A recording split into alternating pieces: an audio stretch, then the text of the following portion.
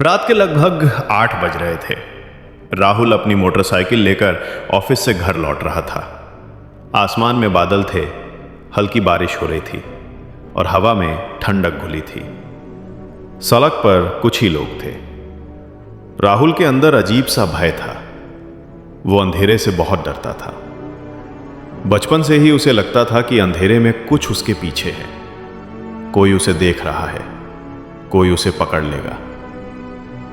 जब वो छोटा था, एक बार बिजली चली गई थी और वो कमरे में अकेला रह गया था। तभी किसी चीज के गिरने की आवाज आई और उसी दिन से उसे अंधेरे का भय सताने लगा। उम्र के साथ सब बदल गया, नौकरी, जिम्मेदारियां, दोस्त, पर वो भय नहीं गया। उस रात जब राहुल पुल के पास पहुंचा, अचानक उसकी बाइक बंद हो गई।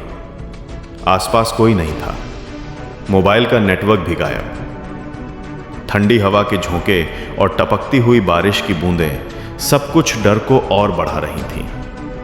उसका मन कह रहा था, मत रुको, यहां कुछ ठीक नहीं है।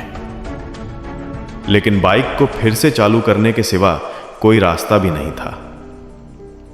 उसने कुछ बार किक मारी, पर इंजन ने कोई प्रतिक्रिया नहीं दी। तभी उसे पीछे झाड़ियों में कुछ हलचल सुनाई दी। उसका दिल तेजी से धड़कने लगा, गला सूख गया। उसने जेब से टॉर्च निकाली, पर उसकी बैटरी भी कमजोर थी। अंधेरे में कुछ दिख नहीं रहा था।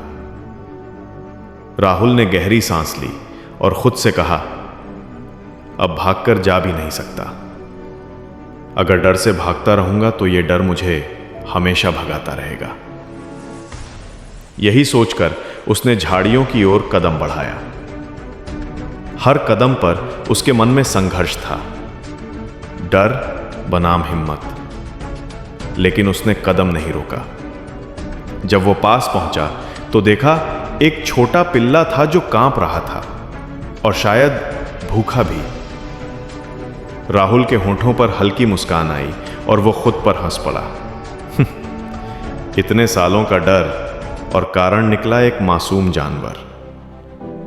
उसने पिल्ले को उठा लिया और बाइक के पास लौट आया।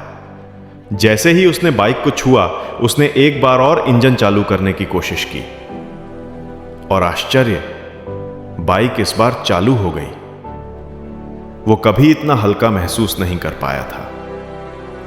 उसे एहसास हुआ कि डर का असली रूप वही बनाता है। जितना ज्यादा हम उससे भागते हैं, उतना वो बड़ा हो जाता है। घर पहुंचकर राहुल ने पिल्ले को गोद में लिया, दूध दिया और नाम रखा साहस। उस रात से उसने अपने दिल से डर मिटा दिया। हर बार जब उसे डर महसूस होता, वो खुद से कहता, डर को पहचानो, उसे देखकर मुस्कुराओ, क्योंकि डर हमेशा आपके पीछे तभी तक है जब तक आप उसके सामने नहीं खड़े होते।